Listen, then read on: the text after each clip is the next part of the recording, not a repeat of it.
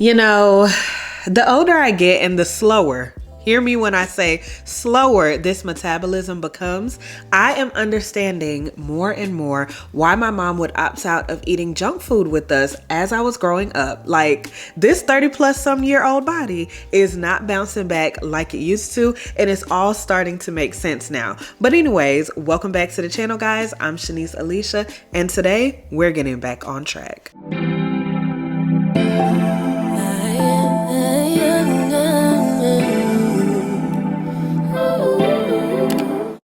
Creating healthy habits and starting any wellness journey begins with your mindset, but directly thereafter is what we do in the kitchen. You guys know the rules. I don't make them. 80% is what we eat, and the other 20% is how we move. So today we're going to start off in the kitchen. And as many of you guys may or may not know, I began my juicing journey in response to high blood pressure concerns last year. And this has carried into my weekly, or at best bi-weekly routine. When I started logging and paying more attention to my daily meals, I noticed that I was not incorporating the suggested serving of fruits and vegetables into my diet.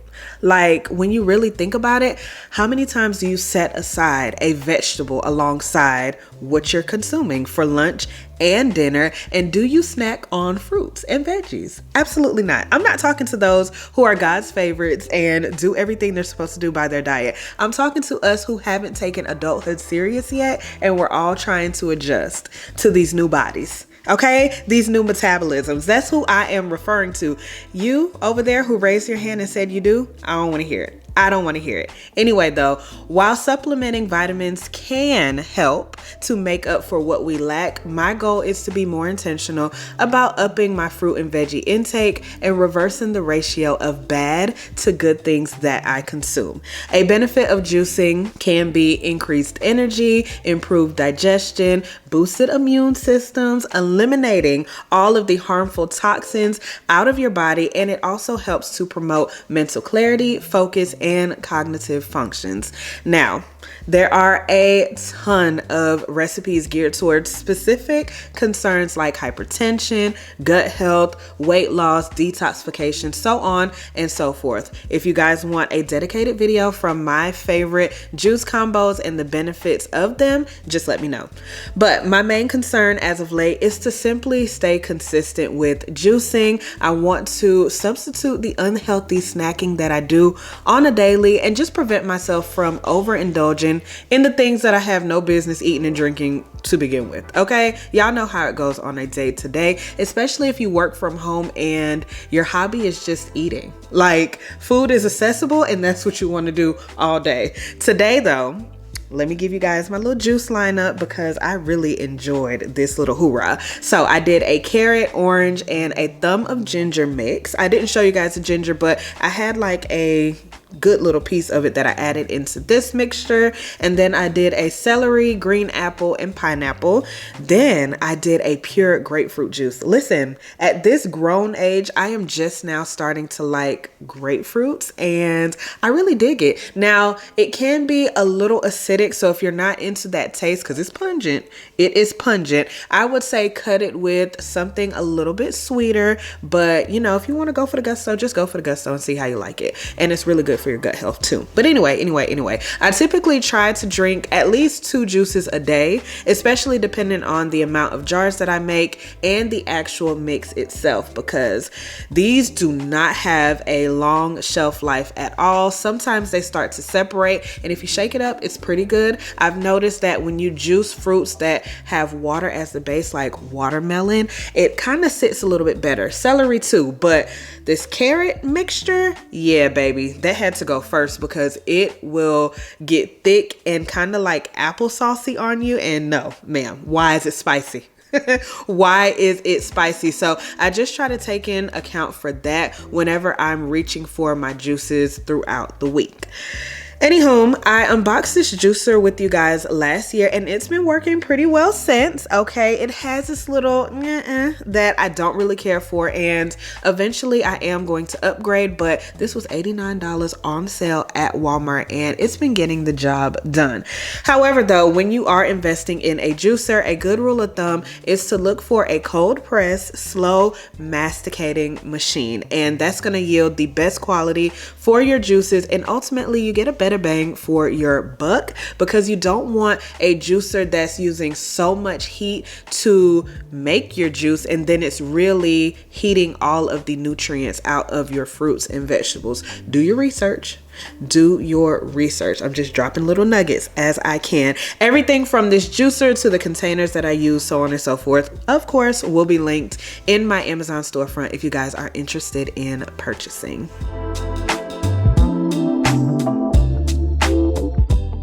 Along with juicing, I've been intentional about meal prepping. I know. Let's take a moment of silence, because my God, it is so tedious and quite the task. And who wants to dedicate an entire day to it? Because that's what it becomes. That is ultimately what it becomes. But throughout the week, figuring out what to eat on a day-to-day can be a hassle. So it's better to have your meals already planned out, because we got food at the house, and it's a no-brainer. And you tend to make better eating choices, because depending on my mood and my schedule, I will make a poor decision in a heartbeat, because I'm going to do what's more convenient, and that may be a drive-through or a pickup order on my way home. Okay. Very good. Very good. And if you guys are caught up on the weekly vlogs, you already know the vibes. So I am trying to practice a little bit more discipline in that area, because if it's available at the house, I don't necessarily have to worry about buying it when I'm out. That's what I'm trying to preach to myself. Okay. But realistically though, I don't carve out a lot of time on the weekend to meal prep, because y'all know I be outside, or sometimes you just want to sit down and relax. So in that event that happens, I try to ingredient prep. And if you guys want a full breakdown as to what that is, it's pretty much just like washing, chopping, and parceling out your ingredients for meals that you'll cook throughout the week. That way it cuts down on the entire process of cooking a meal at the end of the day when you're probably ready to go to bed anyway. So the process of meal prepping within itself, let's get back to that. It can be very time consuming, you guys, especially when you're making breakfast, lunch, and dinner meals for a minimum of 4 to 5 days consecutively. Girl, you have to wake up at like 8 and get a good prayer done and start it, so that you can keep some of your day to yourself. So I try to work as smart as possible to make this an effective process. Most times I'll wash, clean, and marinate my meats while I start on my sides and my vegetables. I don't mind really alternating between 2 of the same meals every single week. I can be very routine with the things that I do, as long as I season them well and I can pair it by the end of the week with a little sauce to add some razzle dazzle. I'm good. And Pinterest and TikTok have been my best friends lately for giving me some inspo as to different ways to cook the chicken and the salmon that we run over and over and over again. I also love to do these roasted sweet potato squares. Girl, they have been my jam. Sometimes I make them super savory with a little kick of a sweetness in there. Other times I just do the typical cinnamon, honey, butter, so on and so forth, and I let them ride like that. It just depends on what type of meat I'm pairing it with. And here's my perspective. Listen, I won't be perfect. You guys will see me probably teeter-totter on the healthy, unhealthy train, but a lifestyle change is not a fad or trendy diet at all. It's not something quick, and we're not doing it for short-term results. This is about longevity. So practice makes permanent, and making healthier and conscious choices by cutting back on the excessive junk and sugary foods and drinks that we eat is where it all begins. That's it. That is all. So when we keep implementing this practice into our lives, before we know it, it's going to be seamless and a permanent thing. And then your body is going to get accustomed to it, and you won't even crave the bad. I don't deprive myself of anything I love, though. Let's be very clear. If I want it, I'm going to get it. I'm going to have it. Very good. But in moderation, because too much of anything is never a good thing. Phew. Now that we've covered 80% of the battle. Let's talk about that remaining 20, shall we? The gym. The gym. Getting out and moving your body, even if you're not going to a gym or you refuse to get a membership. Let's get some exercise in motion. You guys know though, a few years back, pre-pandemic, I just got up one day and I said enough was enough. Okay, we're about to drop this weight, and I realized that before even stepping foot inside of the gym, it was all about the food and drinks that I was consuming. So I did a few methods of fasting, between fasting from alcohol and junk foods with the church to just simply cutting back on juices and sodas in general. And listen, that diet mixed with a workout routine, it really makes a difference, and it begins to transform your entire body. So I really enjoy working out, setting fitness goals, and achieving them, because it's so amazing to see where you start and then where you go. So take your starting photos and then take like a 30-day photo, a 60-day photo, a 90-day photo, and see what your body can do. It's really amazing, especially for us women.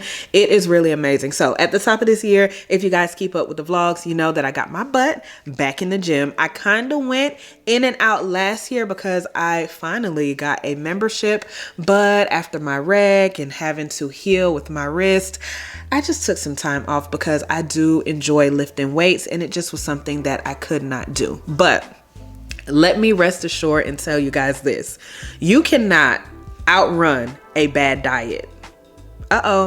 You need to tap back 10 seconds. No, I'll say it again. You cannot outrun a bad diet. In my personal experience, no matter how many times you work out, what the exercises you're doing are, or how heavy you're lifting, how much cardio you're doing, listen, if you have a bad diet, you're simply going to be maintaining your BS. Okay, the current weight that you're at, you're going to be maintaining it, which is not bad if that's what you prefer. But if you really want to see some changes, you have to get that kitchen together. Get it together in-house, because I've noticed a lot of my problem areas from this back.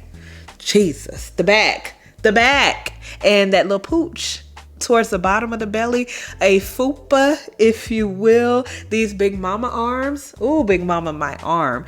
A lot of that comes from what we're eating. These legs look good, boo. The booty, it stick out, but so do my belly. The belly stick out too. I got booty do. Okay, some of y'all, you might not know what I'm talking about. Okay, get back to it, Shanice. Come on, let's get back to it. But a good, functional, intentional diet goes hand in hand with a workout routine. Point blank, period. That's the point that I'm trying to make. So I typically go to the gym 4 times a week at best, because you guys know I'm a 5 a.m. girly and I go with Ashley before work. So that's typically Monday through Thursday, and sometimes I'll do a workout on my own on Friday, 9 times out of 10. So we've recently started doing cardio after lifting, and when I say I'm digging it, I am really digging it. Depending on what your fitness goals are and what you're trying to see in your body, that will just determine what order you do your strength training and then your cardio. So depending on how you feel after each, you can really say what you'll be in the mood to do when you finish the other. I've recently also, hear me out, included a pre-workout. One of you guys actually gave me this brand. I ordered it from Amazon, so it's going to be available in my storefront as well. I've only been using it for 2 weeks, so I really haven't seen a huge difference just yet. But baby, when I do, best believe I'm going to be on the billboard for it, because I like that it doesn't give me that itchy whatever sensation that a lot of pre-workouts do give. I feel like I do a good job with or without the pre-workout, because I put my mind to it, and like I said, I enjoy working out. So in 30 days, if there's a transformation based off my energy and how I'm able to put in work, you guys will see it then. So what I'm showing you in these 2 days worth of gym footage is simply a full body workout. That's it. That's all. I didn't want to hone in too much on specs like biceps and back, core, you know what I'm saying, legs and glutes. I just wanted to show you guys some full body workouts that if you need some inspo, you can do these in the gym. Start small, work your way up, and then just see how your body feels and just responds to it. So before every workout though, I stretch because gym injuries are no fun. I've never had one. Let me knock on some wood because baby, I don't need one. Hear me well. And sometimes in between doing my lifting, I'll do some jumping jack, press ups, or jump rope in between just to make sure that I'm staying nice and warmed up and my heart rate is steady. What I've also learned is it doesn't matter how many reps you do for each exercise. I typically keep it at 8 reps per exercise because I do lift a little bit heavy with things, but sometimes I'll do 3 sets of 10. It just depends on what the exercise is and if I'm doing it with weights or not.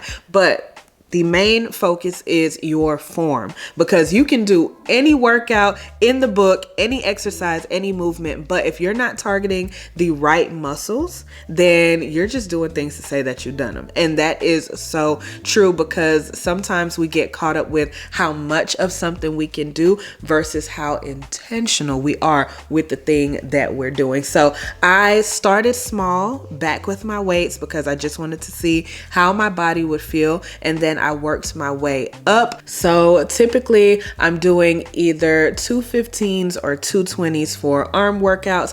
I always squat heavy, so 30 or more. When I'm doing my lunges, I'll do 225s, and it just depends on how you're feeling and what your body needs for that day. I typically try to push myself as much as I can, but not too much to the point where I'm just too sore to do another workout the next day. Okay, so a huge concern for me, as I've already stated, is this back, the rolls. Where did they come from?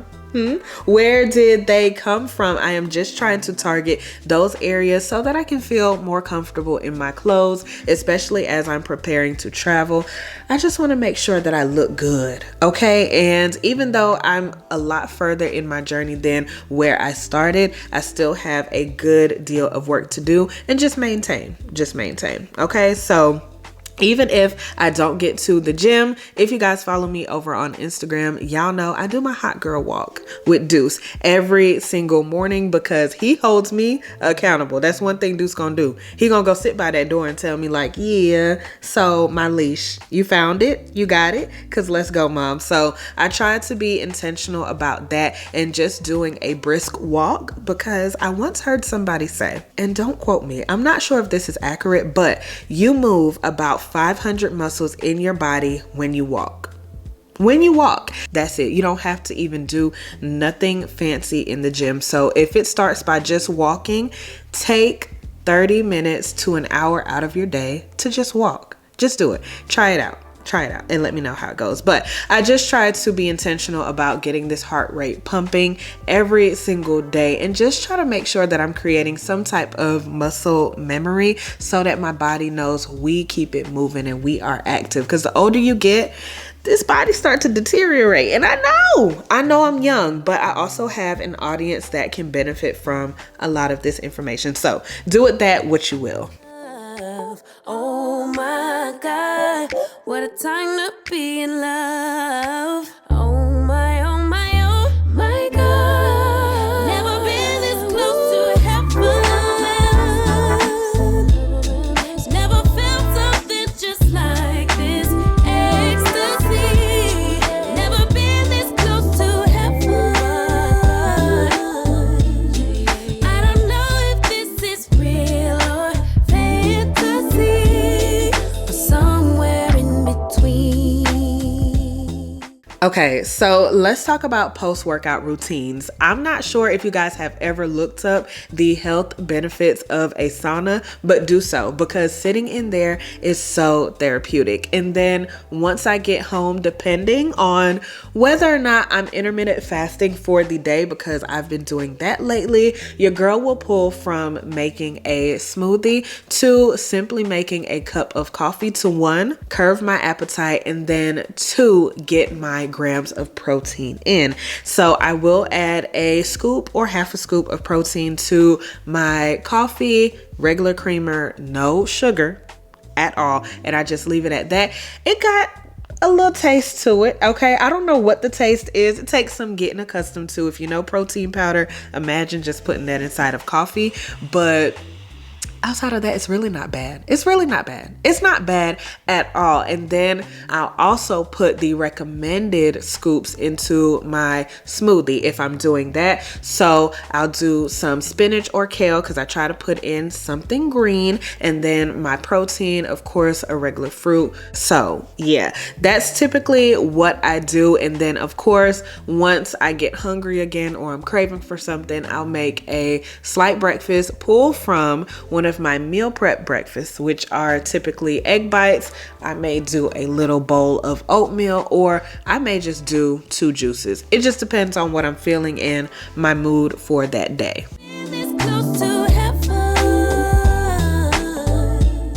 And let's not forget our vitamins and supplements. I've been doing ashwagandha lately and my multivitamin, which is by My Kind, women's multivitamin, regular smegaladegla. Sometimes I'll pull out some oil of oregano, dandelion root extract, or I'll do some beetroot powder. You could fall asleep for 100 hours and I wouldn't miss a thing. So like I said at the beginning of the video, creating healthy habits and starting on any wellness journey begins with your mindset. And a huge part of keeping my mental clear and healthy is journaling. You guys are aware of that from my reset videos, and y'all know I love to sit down and brain dump. I want to put every single thing on paper, from my thoughts to my prayers, things that I'm manifesting, and just plans that I have content-wise, life-wise, year-wise, quarter-wise, day-wise. Like, girl, I put it all on paper. Anything that's weighing heavy on my heart, I like to jot it down, just release it, because it's so therapeutic to get the thousands and thousands and thousands of thoughts that we have on our mind on a daily out of there. But yes, you guys, that wraps it up for today's video. Thank y'all for tuning in and hanging out with your girl. I thoroughly enjoyed filming and creating this type of video. So if you would like to see more, be sure to give it a thumbs up. Spam the comment section down below. Hit that red subscribe button if you haven't done so already. And don't forget to tap the bell so you don't miss notifications every time I upload. I love you guys so much, and I'll see y'all in the next one. Bye, guys.